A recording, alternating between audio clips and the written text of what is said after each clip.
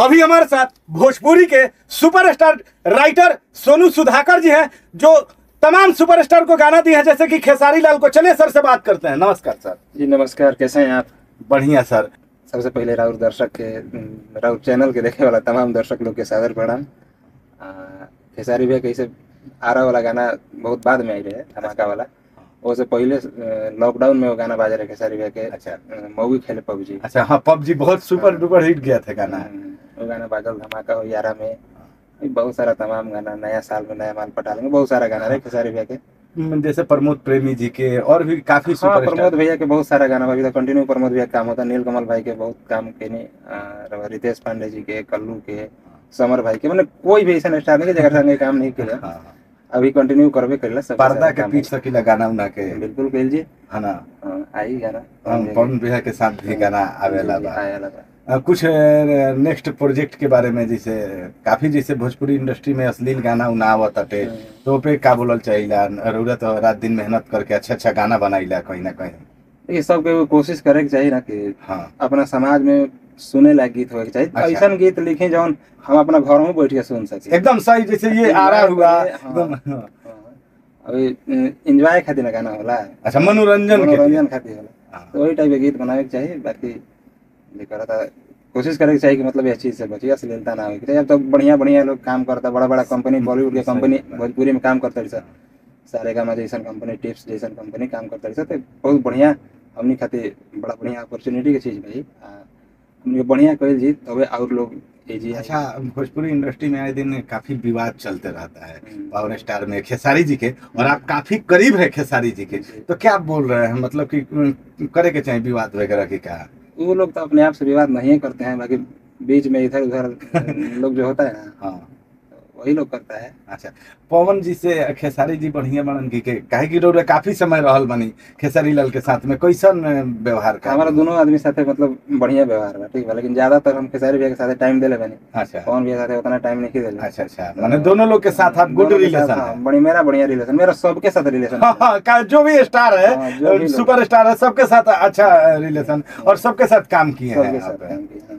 कुछ मतलब कि सैड सॉन्ग वगैरह आवत है, 2-4 लाइन कुछ सैड सॉन्ग तो अभी मतलब हमारा कुछ जो रिलीज वगैरह हो गई लोग, नीलकमल जी के आवाज कमल के गाना एगो अभी माने खूब बढ़िया चलल बा कि खबरो ना लेलू अब त हमरो ना देलू हो, जहिया से शादी कइलू हालो ना पूछेलू हो, असही सतैबू काये जान, चान चान कहत रही सचहू में चान भैलू, मुगले पैबू काये जान। बताइए, देखिए हमारे ऑडियंस से मतलब कि काफी सुपर डुपर वायरल सॉन्ग देते हैं सर, और मतलब कि अब क्या कहें सर। अभी प्रमोद भैया के गाना रहे जान आज हरदी से लेटाइल बड़ी। अच्छा, 60 की टिकुलिया पढ़े जालो स्कूलिया। अरे वो 2-4 लाइन हाँ बड़ी वायरल भाई के गाना रहे, प्रीतिया के मारल लोग दूरे से चिन्हा जाला।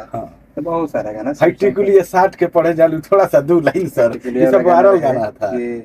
लगी के लाइन रहे कि बानी सबसे झकास हम अपना क्लास में, लइका करेला समार बैठे खाती पास में, सभे करेला बड़ाई हम जेने जेने जाई, केहू कहे अमर पाली केहू लुलिया।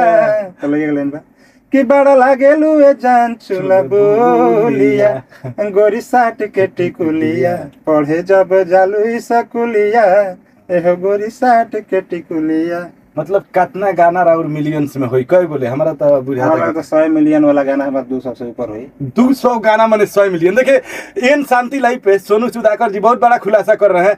आज के छोटे मोटे राइटर बन जा रहे हैं तो अपने आप को काफी विवाद करते हैं और स्टार मानने लगते हैं, लेकिन सर का 200 गाना 100 मिलियन होगा, काफी नॉर्मल।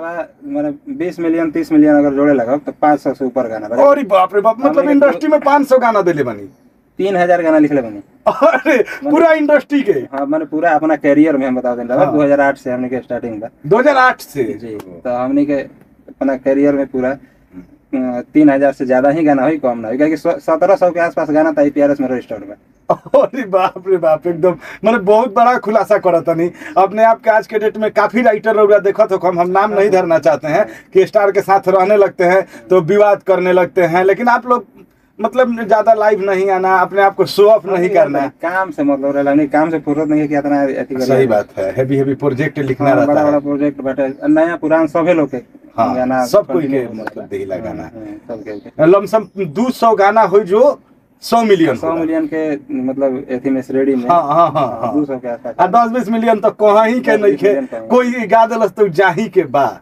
और कुछ सुपरस्टार जो सॉन्ग होके हमारे ऑडियंस के सुना दी, जो काफी बाजल होके ट्रेंडिंग रील वगैरह, नीलकमल के एगो तो गाना बा हऊ का कहले रहा 14 फरवरी वाला, किस्मत में कोनो नहीं के परी तो हाँ, 14 फरवरी ये आप ही का गाना है, काफी जब वैलेंटाइन डे आवेला तब गाना ट्रेंड कर जाता है। 2 लाइन थोड़ा सा ये गाना बा के अरे किस्मत में जब कोनो है ये नहीं के परी तो कौना काम के 14 फरवरी। एगो गाना रहे एक ही चीज हुई अब कितना खुश कर 2 लाइन हो थोड़ा सा, बहुत उस समय का सुपर डुपर हिट रहे। सरकारी कहीं चीज हुई आप बोलू कितना के खुश करबे, ऐसे ही रहे केकर मन रखबे, केकर मन बहुत रखबे। जबरदस्त सॉन्ग था। मतलब 17-18 में आप लोग एकदम मतलब तहलका मचाए थे ये सब, उस समय का रील्स का ट्रेंडिंग सॉन्ग था।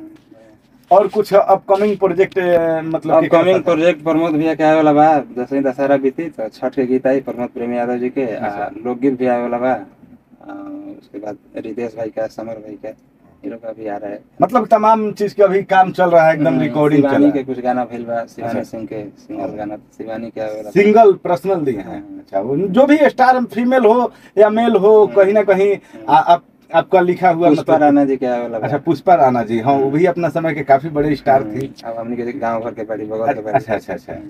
तो चलिए दोस्तों, ये थे भोजपुरी के सुपरस्टार राइटर, जो काफी 200-300 मिलियन गाना देने के बाद भी कुछ ये लोग विवाद नहीं करते और साफ सुथरा कंटेंट बनाते हैं। तो दोस्तों, वीडियो अच्छा लगे तो लाइक शेयर सब्सक्राइब जरूर करें।